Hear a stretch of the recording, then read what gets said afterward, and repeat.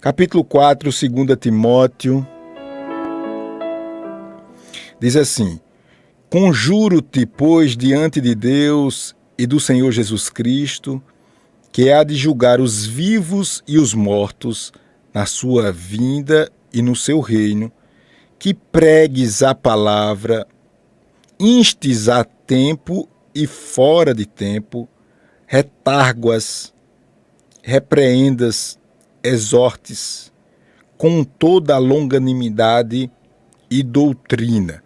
Ou seja, vamos lembrar aqui que Paulo está escrevendo essas palavras, ele está preso em Roma, tanto é que a gente vai ver daqui a pouco ele já deixando bem claro que o dia dele está chegando, né? Ele está entregando já a sua vida, suas forças, seu ministério ao Senhor, ele sente isso. A gente vai ver aqui durante a leitura desse capítulo, mas o que chama a atenção aqui é que Paulo ele nos estimula a continuar na fé, de forma a não nos cansar ou entregar as nossas armas. E aqui, irmãos, eu nasci no Evangelho e uma coisa que eu percebo muito na minha vida é que a minha vida espiritual ela tem tudo a ver com o meu trabalho para Deus. Eu já me enganei muito, achando que pelo fato de eu não estar envolvido em nenhum pecado grosseiro e também não estar envolvido no trabalho de Deus, a minha vida espiritual está boa. Está boa porque eu vou à igreja e aí, graças a Deus, as coisas em casa estão andando, tal e tal e tal. Mas eu percebi que esse sentimento, esse estágio, ele favorece o inimigo das nossas almas, porque o diabo quer justamente que você pare. E quando a sua vida espiritual não está boa, você começa diminuindo o seu ritmo de trabalho para Deus. Você perde a capacidade e a disposição de fazer. Então, eu chego a uma conclusão da seguinte maneira: se você está parado e não está fazendo nada para Deus, você está servindo a Deus para Deus lhe servir, você pode estar morto espiritualmente e não sabe. E o diabo não vai querer despertar jamais a consciência em você. Ele quer que você continue na igreja, que você seja aquela pessoa religiosa, aquela pessoa que é de casa para o trabalho e tal, mas as coisas estão acontecendo e você está passando um processo de esfriamento espiritual paulatino. Você olha para um lado, olha para o outro, não, pastor, graças a Deus as coisas estão caminhando bem. Não estão caminhando bem. Sabe por que não está caminhando bem? Porque você está perdendo o fervor espiritual. Você está perdendo a ação. Se você não tem ação, se você não tem disposição espiritual, é porque você não tem o Espírito de Deus na sua vida de forma plena. Você não tem um fogo mais do Espírito Santo de Deus. Então, eu passei, depois que eu aprendi, eu passei a ser bem realista e julgar a minha vida espiritual não pela emoção. Porque antes eu julgava assim minha vida espiritual, quando eu ia para um culto e sentia aquele fervor e tal, mas continuava sem fazer nada para Deus.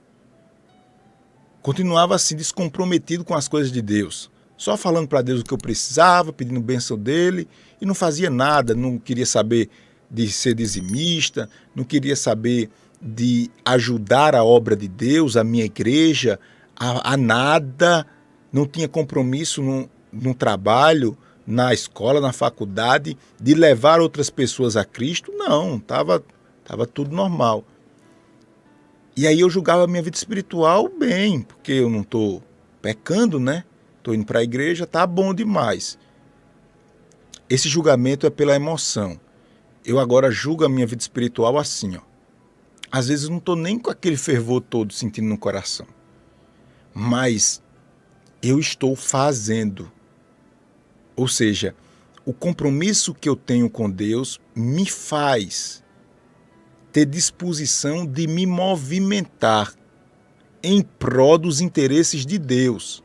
Então aí eu julgo a minha vida espiritual e entendo que eu estou crescendo, estou agradando a Deus. Mesmo que os dias não sejam dias bons, mesmo que o meu momento não seja tão bom assim, mas se eu tenho fé e força dada por Deus para continuar a jornada, para ter paciência com a minha família, com a minha esposa, isso me mostra que eu estou crescendo espiritualmente. Quando o aperto vem e eu corro mais para Jesus ainda, aí eu julgo a minha vida espiritual positivamente. É o que Paulo está dizendo aqui, ó. Vocês não podem parar de fazer. Vocês não podem se cansar. Porque o cansaço de vocês ou a diminuição do ritmo de vocês demonstra que vocês não estão cumprindo aquilo que eu ensinei a vocês, no caso Timóteo. Então, Timóteo, ó, você deve pregar a palavra de forma insistente, em tempo e fora de tempo. E aqui, irmãos, olha, quando eu digo pregar a palavra, a gente também tem que saber que pregar a palavra, a gente deve pregar a palavra, não é só falando a palavra, não é só falando a letra da palavra, mas a gente prega a palavra com disposição de ajudar as pessoas. A gente prega a palavra ou abre as portas para pregar a palavra quando nós agimos gentilmente com as pessoas, quando nós somos educados, quando nós cedemos a vez à pessoa, quando nós, de fato, mostramos que amamos as pessoas. Porque tem pessoas que pregam fora de tempo e pregam fora e fora de tempo mesmo. Mas são pessoas que constrangem as pessoas.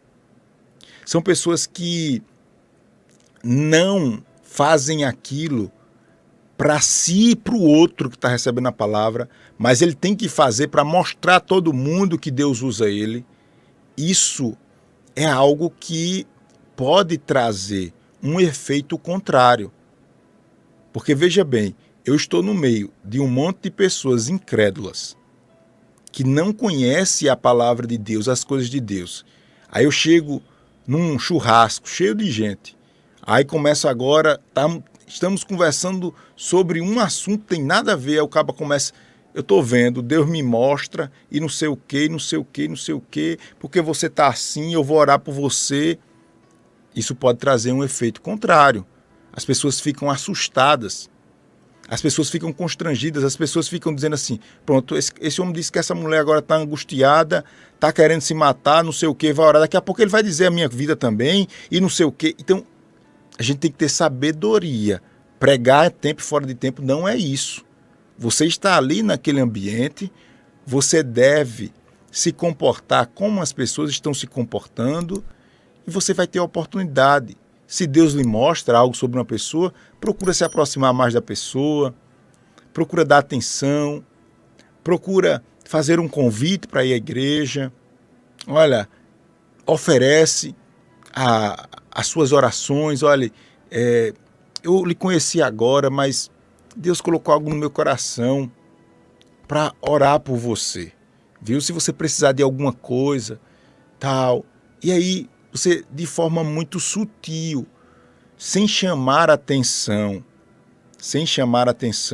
porque quando você chama atenção assim, as coisas espirituais, elas normalmente, elas são feitas e devem ser feitas de forma bem, como eu posso dizer, sutil, porque daqui a pouco as pessoas vão ter medo de você.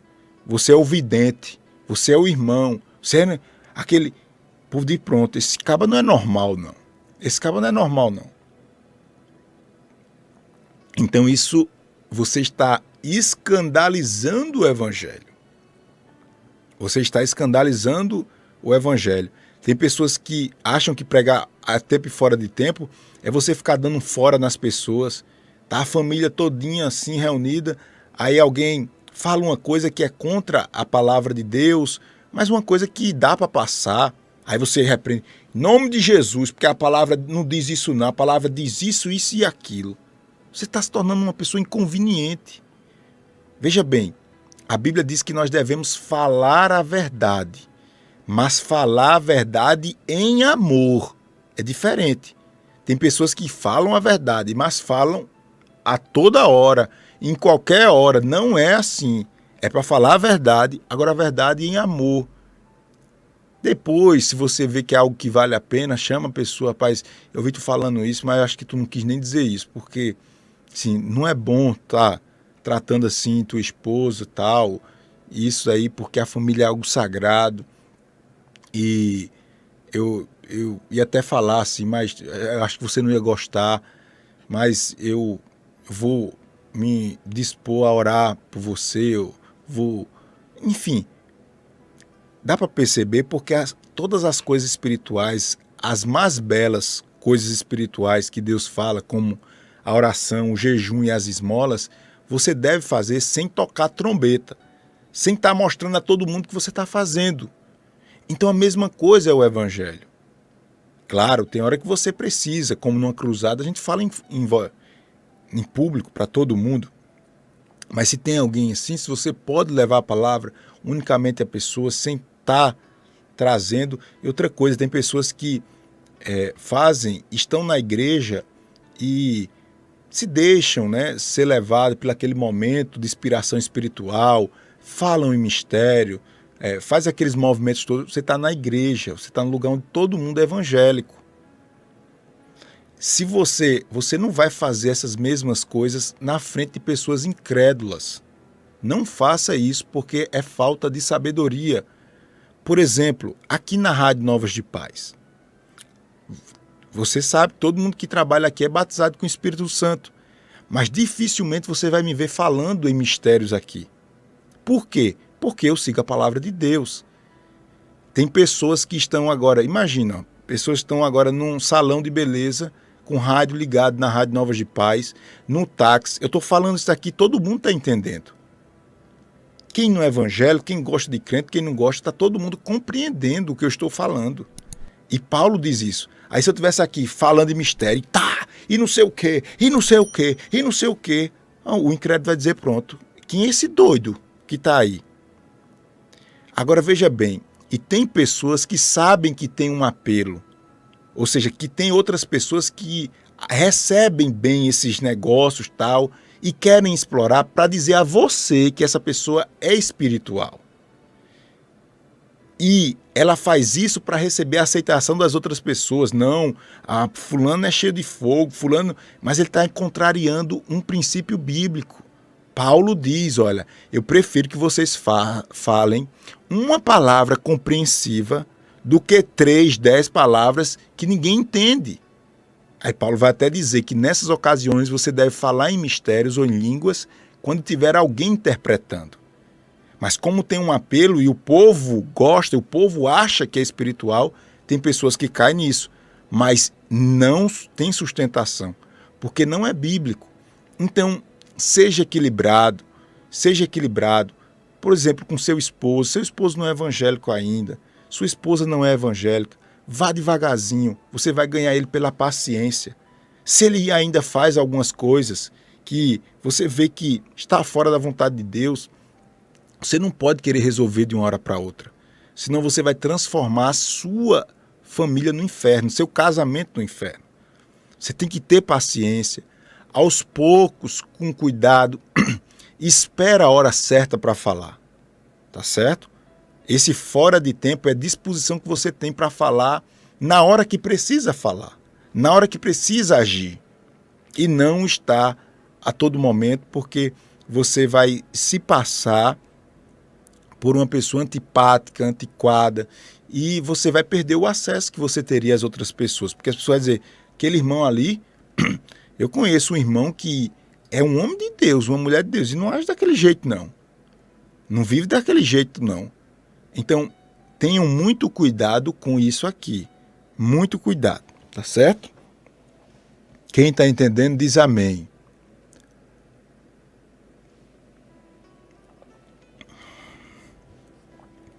Versículo 3 do capítulo 2 Timóteo, capítulo 4, versículo 3. Quem está chegando, estamos no nosso 20º encontro da campanha A Glória da Segunda Casa. Estamos terminando hoje de estudar 1ª e 2ª Timóteo. Diz assim, versículo 3 do capítulo 4, 2 Timóteo.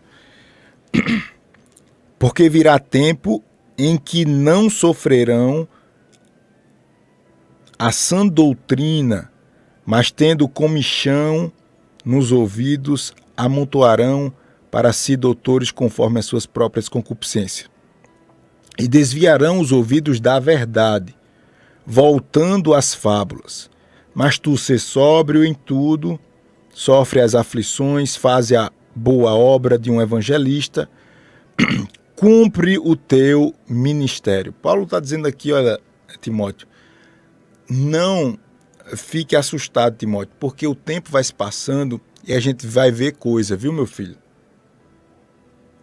A gente vai ver homens criando doutrinas e ensinamentos que saem da sua própria cabeça e do próprio inferno em nome de Deus.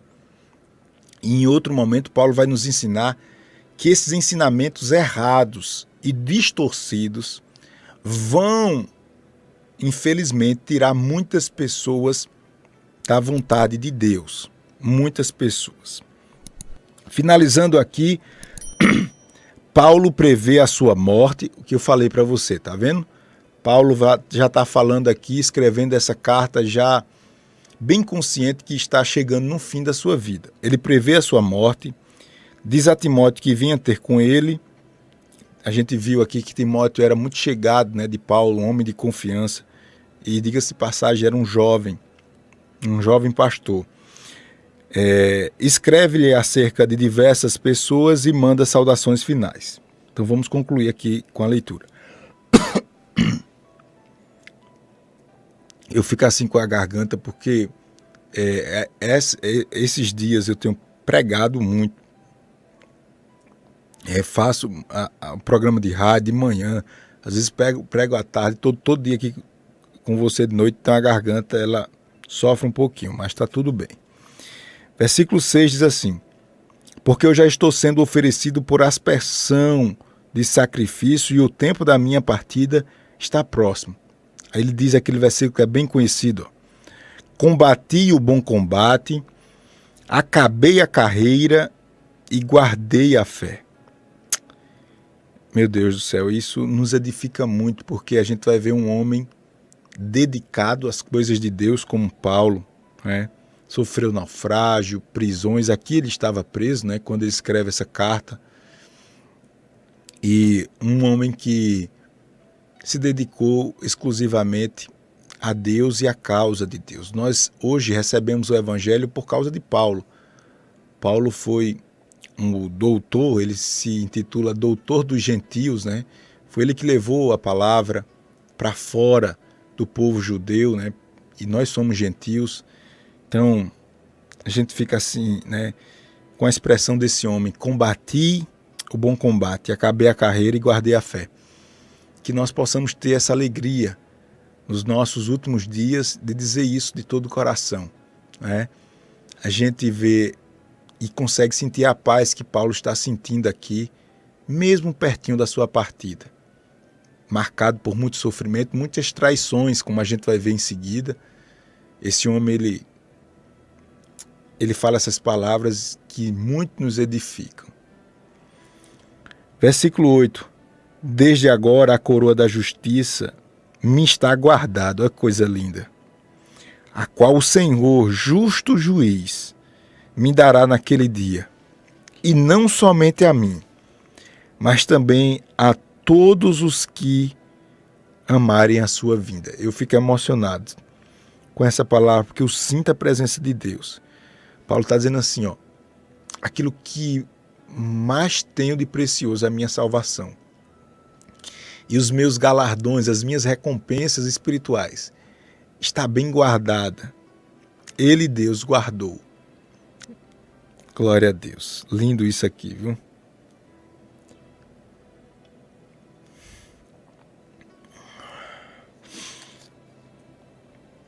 E agora versículo 9, ele vai dando as últimas instruções a Timóteo, dizendo: procura vir ter comigo depressa, porque Demas me desamparou. Vê aqui as traições. Ele fala de Demas, dizendo que desamparou, amando o presente século. Ele se desviou do caminho, endoidou para lá, desaparece Demas. E foi para a Tessalônica, Crescente para a Galáxia, Tito para Dalmácia. Só Lucas está comigo. Toma Marcos e traze-o contigo, porque te é de muito útil para o ministério. Também enviei Tíquico a Éfeso. Versículo 13. Quando vieres, traze a capa que deixei em Troade e em casa de Carpo, e os livros, principalmente os pergaminhos. Alexandre, olha aqui, mais traição, mais sofrimento. Ele diz assim, ó: Alexandre, o latoeiro, causou-me muitos males. O Senhor lhe pague segundo as suas obras. A vida cristã não é fácil, né? A vida de servir a Deus não é fácil. Dá para a gente sentir aqui a aflição, ao mesmo tempo a tranquilidade de Paulo, entregando já o seu espírito ao Senhor, próximo da sua morte. Versículo 15. Tu guarda-te também dele, porque resistiu muito à nossa palavra. Esse cidadão Alexandre era coisa ruim, e Paulo diz, ó, Timóteo, cuidado com ele também, viu? Ele resistiu muito à nossa palavra. Versículo 16. Ninguém me assistiu na minha primeira defesa, antes todos me desampararam. Que isto lhe seja imputado. Olha só o fim deste homem.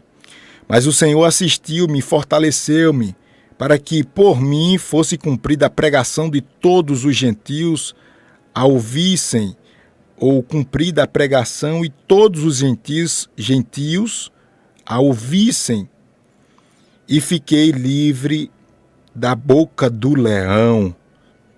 E o Senhor me livrará de toda má obra e guardar-me-á para o seu reino celestial, a quem seja glória para todos sempre. Amém. Aí ele termina saudando Priscila, Áquila, Onésifro, Erasmo, e ele fala aqui os nomes das pessoas, e no final, versículo 22, ele diz: o Senhor Jesus Cristo seja com teu espírito, a graça seja convosco. Amém e glória a Deus. Glória a Deus.